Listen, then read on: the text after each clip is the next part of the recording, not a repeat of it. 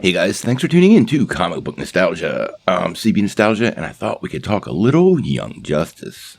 Well, last week's episode of Young Justice left us with a lot of concern. One of the major factors right now is the recharging of the rogue Kryptonians. Both Zod and Ursa have been freed from the Phantom Zone, and getting them recharged is clearly paramount to their victory. Now Lord Zod took them to the Fortress of Solitude, and they were able to enter those solar pods, but they were shortly destroyed after. So this all really begs the question of how long will it take for Zod and Ursa to be fully charged and nearly indestructible? And the information on that kind of bounces all over the place. Now they did spend some time in those solar pods, and they were supposed to recharge them faster than normal sunlight.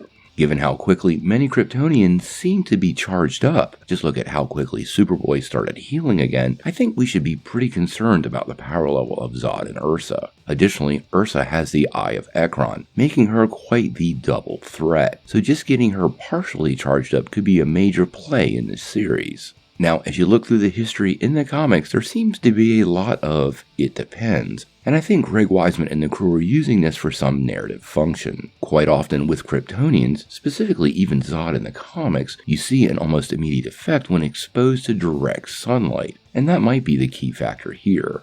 You can't help but notice the battle in Metropolis that was going on was at night, meaning they don't have that direct solar energy to recharge their Kryptonian cells. I suspect in the upcoming episode it will be of paramount importance to prevent both of them from becoming fully charged. One upside from the comics we probably should consider is the Superman solar flare power that's been added in recent history. At least in the comics, it takes him 24 hours to fully recharge. So we could kind of use this as a baseline for the Zods, but we don't know for sure, and quite honestly, we also don't know how fast those solar pods actually help recharge Kryptonian cells.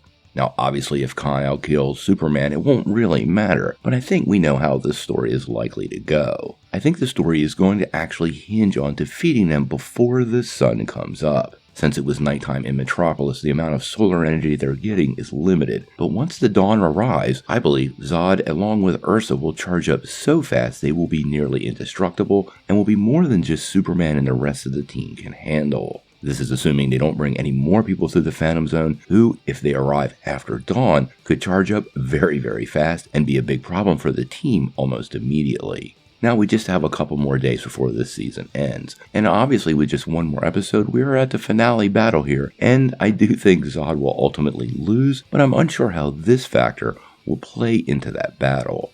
If Connor regains his senses and Superman is free from the kryptonite poisoning, we're going to have quite the face-off between all these Kryptonians, but we'll have to wait and see. And again guys, don't forget about that renewal campaign. Renew Young Justice Season 5, and Save Earth 16 are the hashtags we're using on Twitter, Instagram, and Facebook to let HBO Max know we want another season. This season has been awesome, and clearly there's going to be a lot of unresolved storylines, so getting us another season, or maybe 3, is absolutely paramount. So obviously when we get some more news about Young Justice, we're going to bring it to you right away. We're still awaiting this week's logline and title, and obviously when the new episode drops, we're going to do a review and recap, as well as several post-season 4 videos to break down some aspects of this year that we didn't get to talk about too much. But until then, what do you guys think? How charged do you think Zod and Ursa are after their time spent in the solar pods? And do you feel like the Battle of Metropolis is really a race before the dawn?